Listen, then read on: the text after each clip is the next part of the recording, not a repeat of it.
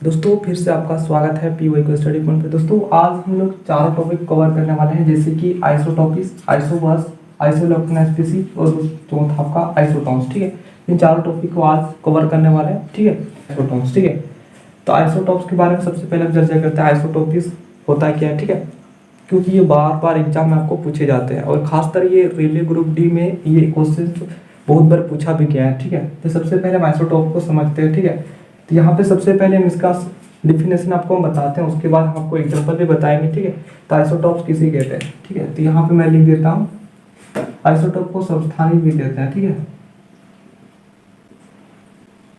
समस्थानिक यानी कि आइसोटॉप वे तत्व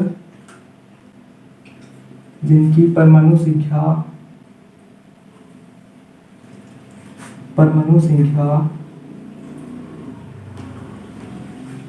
समान होती है, परंतु उनके परमाणु द्रव्यमान संख्या जो होता है वो अलग अलग होता है। ठीक है, संख्या जो होता है वो अलग अलग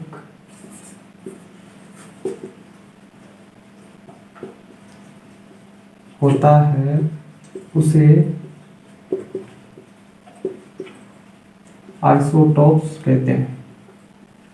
क्लियर? ठीक है, यानी कि समस्थानिक उसे कहते हैं वे तत्व जिनकी परमाणु संख्या, ठीक है, परमाणु संख्या, यहाँ पे संख्या समान होती है, परंतु उनके परमाणु द्रव्यमान संख्या अलग अलग होता है, उसे आइसोटॉप्स कहते हैं। ठीक है,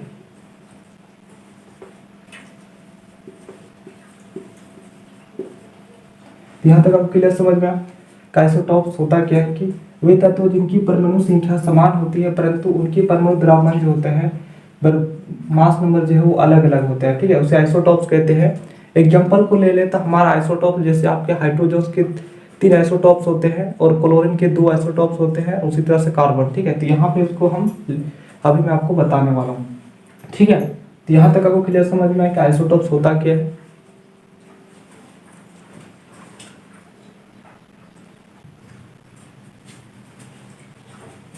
ठीक है, तो यहाँ तक आपको क्लियर समझ में आया कि समस्थानिक किसे कहते हैं? वे तत्व जिनकी परमाणु संख्या समान होती है, परंतु उनके एटॉमिक मास नंबर जो होता है वो अलग अलग होते हैं। जैसे एग्जांपल को ले लेते हैं। ठीक है, एग्जांपल आपका होगा क्लोरीन।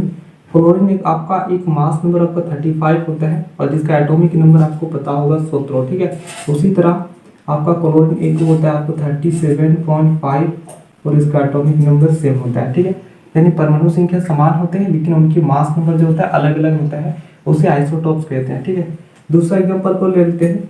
ठीक है, दूसरा एग्जांपल आपका होगा कार्बन। कार्बन का एटॉमिक नंबर अगर हम बोले तो 6 होता है और जिसका हम लोग जानते हैं 12 और एक आपका होता है कार्बन 14 और 4। ठीक है, तो यहाँ तक आपको क्लियर समझ में आया? ठीक है, ये सारे आइसोटॉप्स कहलाते हैं जिनकी मास नंबर जो होता है, परमाणु द्रव्यमान संख्या जो होता है वो अलग अलग होते हैं। ठीक है, ठीक, तो इसे हम लोग आइसोटॉप्स कहते हैं। तो यहाँ तक आपको क्लियर समझ में आ क्या होगा कि आइसोटॉप्स एक्चुअली होता क्या है। ठीक है, अब चलिए बढ़ते हैं अगला क्वेश्चन की ओर। आइसोबर्स समझते हैं, यहाँ तक आपको क्लियर से समझ में आ गया होगा। ठीक है, उसके बाद आपका ETC यानी कि आपका आदि और भी है। ठीक है, यहाँ तक आपको क्लियर समझ में। चलिए आप आइसोबर्स के बारे में हम समझते हैं। ठीक है, तो आप इसको आप थोड़ा सा स्क्रीनशॉट ले लीजिए, उसके बाद हम आगे बढ़ते हैं। ठीक है, आप चलिए इसको हम हटा देते हैं।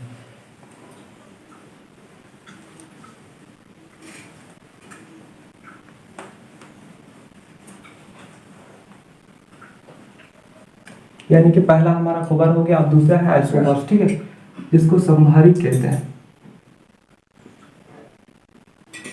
ठीक है, आइसोबर्स का मतलब संभारिक यानी कि वे तत्व जिनकी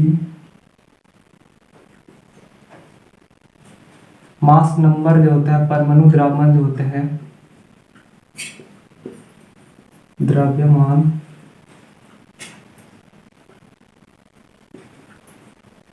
संख्या जो होता है समान होता है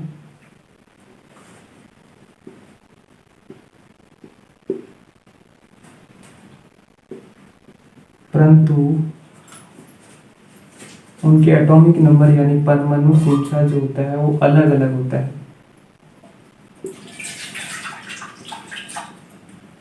अलग अलग होता है।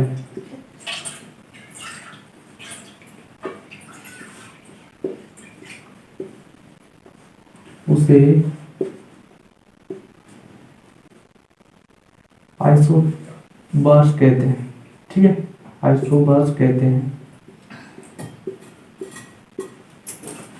आपको क्लियर समझ में आया? इसको अगर शॉर्ट में बोले तो उसका एटॉमिक नंबर जो होता है वो अलग अलग होता है और उसकी मास नंबर जो होता है वो सेम होता है, उसे आइसोबर्स कहते हैं, ठीक है। इसको अगर शॉर्ट में बोले तो उसकी जो होता है वो एटॉमिक नंबर अलग अलग होता है और मास नंबर सेम होता है, ठीक है। तो इसको आप डेफिनेशन लिखो तो वे तत्व जिनकी परमाणु द्रव्यमान संख्या जो होता है वो समान होते हैं परंतु परमाणु संख्या जो होता है वो अलग अलग होता है, ठीक है।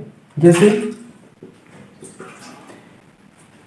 आर्गन ले लीजिए, आर्गन का एटॉमिक नंबर होता है 18 और उसकी मास नंबर जो होता है 40 होता है, ठीक है। उसी तरह से आपका होता है कैल्शियम का एटॉमिक मास जो होता है वो 40 होता है और इसका एटॉमिक नंबर जो होता है वो 20 होता है, ठीक है। तो ये आपका एग्जांपल हुआ, ठीक है। तो यहाँ तक आपको क्लियर समझ में आया कि समहारिक किसे कहते हैं? समहारिक जिसका एटॉमिक मास नंबर जो होता है अलग अलग होता है लेकिन उनकी मास नंबर जो होता है वो सेम होता है, उसे आइसोबर्स कहते हैं, ठीक है। तो यहाँ तक आपको क्लियर समझ में आया।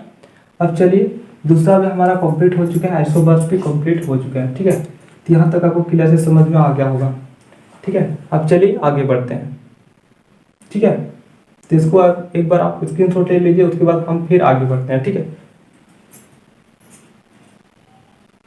चलिए आप इसको हम यहाँ पे हटाते हैं, ठीक है। तो ये आपको समझ में आ गया होगा।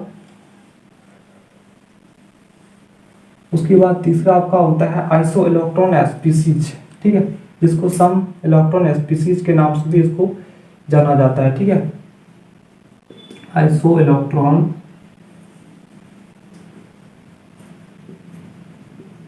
स्पीसीज, ठीक है।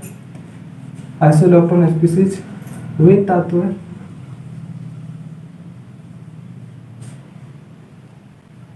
जिनकी इलेक्ट्रॉन की संख्या जो होता है वे तत्व जिनके इलेक्ट्रॉन की संख्या समान होती है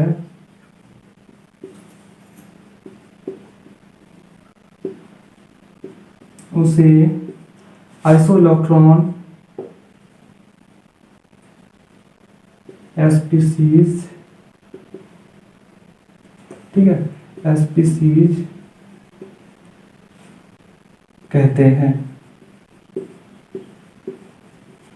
तो यहाँ तक आपको समझ में आया। वे तत्व जिनकी इलेक्ट्रॉन की संख्या समान होती है उसे आइसो इलेक्ट्रॉन स्पीसीज कहते हैं, ठीक है। जैसे एग्जांपल को ले लेते हैं, Mg+2, दूसरा आपका हुआ Na+, यहाँ से 1 के रूप में भी लिख सकते हो, तीसरा आपका हुआ ऑक्सीजन, ठीक है, और चौथा आपका हुआ फ्लोरीन, ठीक है।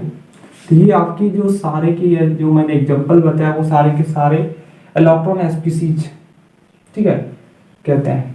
ये इसीलिए इलेक्ट्रॉन स्पीसीज कहते हैं। जैसे कि आप यहाँ पे देख पा रहे हो कि प्लस का सिंबल यहाँ पे ले चुका है, यानी कि अगर इसका एटॉमिक नंबर का बात करें मैग्नीशियम का तो आपका 12 होता है, ठीक है। लेकिन 12 में से उन्होंने 2 इलेक्ट्रॉन किसी दूसरे एलिमेंट को दे चुका है, इसलिए यहाँ पे प्लस का सिंबल शो कर रहा है। उसी तरह से आपका सोडियम का बात करें तो सोडियम का जो एटॉमिक नंबर होता है वो 11 होता है, लेकिन उन्होंने 1 इलेक्ट्रॉन किसी को दे चुका है, इसीलिए प्लस के रूप में, ठीक है। तो यहाँ तक आपको समझ में आ गया। उसी तरह ये ऑक्सीजन का एटॉमिक नंबर होता है 18, लेकिन उन्होंने 2 इलेक्ट्रॉन किसी दूसरे एलिमेंट से वो ले चुका है, इसीलिए यहाँ -2 का यहाँ पे सिंबल शो कर रहा है। यानी कि इसका एटॉमिक इलेक्ट्रॉन संख्या अगर हम बात करें तो सभी के सभी जो है 10 है, ठीक है। इसीलिए इसको आइसो इलेक्ट्रॉन स्पीसीज के नाम से जाना जाता है। तो यहाँ तक आपको क्लियर समझ में आया। आइसो इलेक्ट्रॉन स्पीसीज जिनकी इलेक्ट्रॉन की संख्या जो समान होते हैं उसे आइसो इलेक्ट्रॉन स्पीसीज संख्या कहलाता है। अगर आपसे पूछा जाए कि मैग्नीशियम और ठीक है सोडियम ये इस तरह से अगर रहेंगे तो इसको आइसोइलेक्ट्रॉन स्पीसीज नहीं कहेंगे, ठीक है। आइसोइलेक्ट्रॉन स्पीसीज का मतलब जैसे आपने बताया कि जिसके इलेक्ट्रॉन की संख्या समान होंगे तभी वो आइसोइलेक्ट्रॉन स्पीसीज कहलाएंगे, अदरवाइज उसको नहीं बोलेंगे, ठीक है। तो यहाँ तक आपको समझ में आया, क्योंकि ये सभी की सभी उसका इलेक्ट्रॉन की संख्या जो है वो 10 है, ठीक है। तो यहाँ तक आपको क्लियर समझ में आया, यानी कि हमारा तीसरा भी कंप्लीट हो चुका है, ठीक है। तो आई होप आप लोगों को यहाँ तक क्लियर से समझ में आ गया होगा। अब चलिए बढ़ते हैं अगला क्वेश्चन की ओर, ठीक है। अगला हमारा है आइसोटोन्स, ठीक है। आइसोटोन्स के बारे में चलिए हम समझते हैं। उससे पहले आप थोड़ा सा इसको स्क्रीनशॉट ले लीजिए, उसके बाद हम आगे बढ़ते हैं, ठीक है। तो यहाँ तक आपको क्लियर समझ में आया। अब चलिए इसको हम हटाते हैं।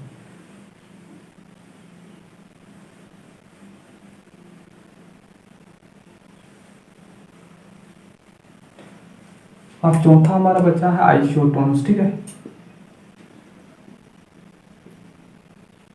आइसोटोन्स यानी सम न्यूट्रन, ठीक है। सम न्यूट्रन जिसको कहते हैं। आइसोटोन्स वे तत्व कहलाते हैं जिनकी न्यूट्रॉन की संख्या समान हो, उसे आइसोटोन्स कहते हैं।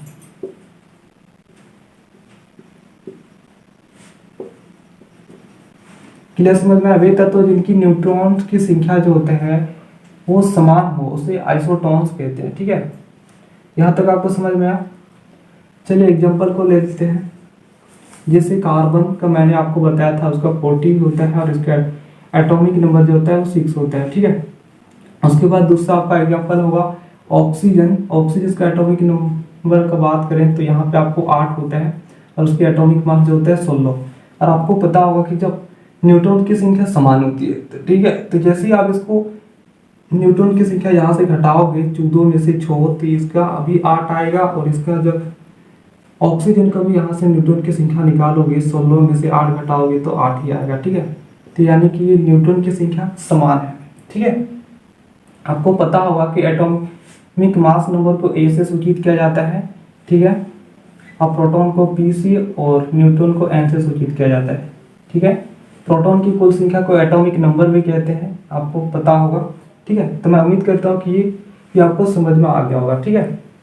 तो हमने क्या किया, चारों टॉपिक को कवर कर लिया, आइसोटोप्स, आइसोबर्स्ट, आइसोइलेक्ट्रॉन स्पीसीज और चौथा हमारा आइसोटोन्स, ठीक है। उसके बाद हम अगले चैप्टर में हम पढ़ने वाले वैलेंसी, उसके साथ साथ केमिकल बॉन्डिंग, ठीक है। तो मैं उम्मीद करता हूँ कि यहाँ तक जितना भी मैंने आपको बताया वो अच्छे से आपको समझ में आ गया होगा। और आज की क्लास को यहीं पे एंड करते हैं। उसके बाद नेक्स्ट वीडियो में हम आपको वैलेंसी और केमिकल बॉन्डिंग, ठीक है, ये सब हम पढ़ने वाले हैं। तो मैं उम्मीद करता हूँ कि ये आपको अच्छा लगा होगा, और अच्छा लगा तो वीडियो को एक बार लाइक कर देना, और चैनल पे पहली बार आए तो चैनल को सब्सक्राइब कीजिए, जिससे हर एक वीडियो की नोटिफिकेशन आपको मिलते रहे, ठीक है। तो आज के लिए इतना ही, यहीं पे एंड करते हैं।